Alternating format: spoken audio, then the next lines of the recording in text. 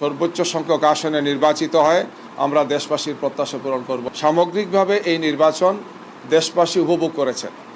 গতকালকে থেকে আরম্ভ হয়ে কোনো সময় যথেষ্ট উদ্বেগ ছিল, উৎকণ্ঠা ছিল, বিভিন্ন ধরনের মিডিয়া ট্রায়াল আমরা দেখেছি।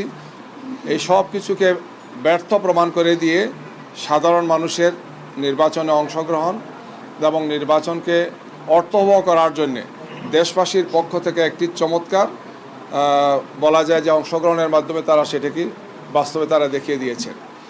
এখন নির্বাচনের গণনা এবং ফলাফল যাতে সুন্দর শান্তিপূর্ণভাবে হয় আমরা সেটা পর্যবেক্ষণ করছি।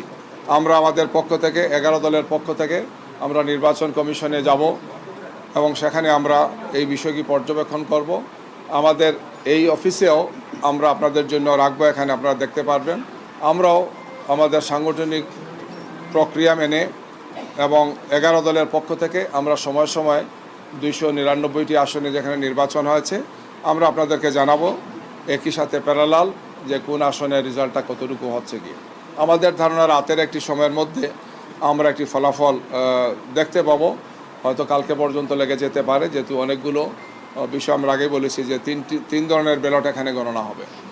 সব মিলে আমরা দেশবাসীকে মোবারকবাদ জানাই এবং সংশ্লিষ্ট যারা আছেন, বিশেষ করে নির্বাচন কমিশন, সরকারের সাথে যারা আছেন, কিছু ত্রুটি বিচ্যুতি সহ, কিছু দুর্বলতা সহ, কিছু অনিয়ম সহ সামগ্রিকভাবে এই নির্বাচন দেশবাসী উপভোগ করেছেন। এই নির্বাচনে দেশবাসী অংশগ্রহণের মাধ্যমে প্রমাণ করেছেন যে বাংলাদেশে একটি সুষ্ঠু সুন্দর নির্বাচন করা সম্ভব। শতভাগ সুষ্ঠু নির্বাচন করার জন্য সবার অংশগ্রহণ প্রয়োজন, সবার পক্ষ থেকে দায়িত্ব পালন করা প্রয়োজন।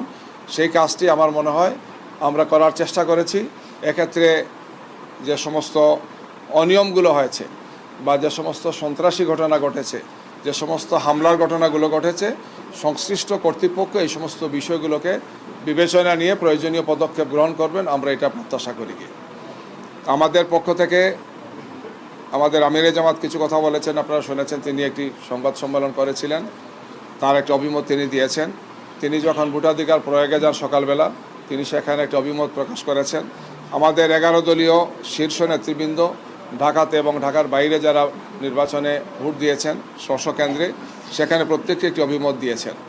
এই সব বিষয়ের মাধ্যমে এটি স্পষ্ট যে বাংলাদেশ সবসময় সন্ত্রাস এবং নৈরাজ্যের বিরুদ্ধে আমরা ঐক্যবদ্ধ ছিলাম, আমরা ঐক্যবদ্ধ আছি। এবং এই ধরনের একটি সচেতন জনগোষ্ঠী, দায়িত্বশীল জাতি কখনো হার মানে না। এই জাতি হার মানবে না। এই জাতি তার অভিষ্ট লক্ষ্যে পৌঁছে যাবে।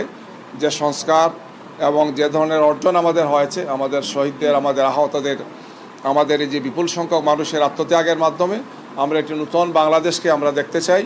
আমাদের দৃঢ় বিশ্বাস যে দেশবাসী আমাদের 11 দলীয় নির্বাচনী ঐক্যের যে প্রার্থী আমরা দিয়েছি 299 জন, আমরা আশা করছি যে বিপুল ভোটে ইনশাআল্লাহ আমরা সর্বোচ্চ সংখ্যক আসনে নির্বাচিত হয় আমরা দেশবাসীর প্রত্যাশা পূরণ করব ইনশাআল্লাহ।